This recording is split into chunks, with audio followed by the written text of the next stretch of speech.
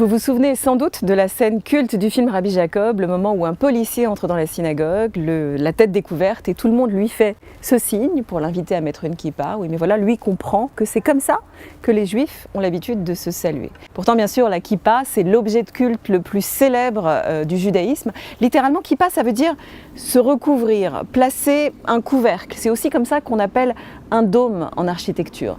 L'origine de la kippa n'est pas biblique, elle n'est pas talmudique non plus. En fait, cela date apparemment du Moyen-Âge, moment où les hommes juifs ont commencé traditionnellement à se couvrir la tête. Faut-il la couvrir en permanence? Certains le font, d'autres ne portent une kippa qu'à la synagogue ou bien dans les moments rituels, à la maison, lorsque des prières sont récitées. Certains la remplacent par une casquette ou par un chapeau. Le symbole est toujours le même, c'est la conscience d'un plus grand que soi, la position d'humilité face à cette conscience du transcendant au-dessus de nous.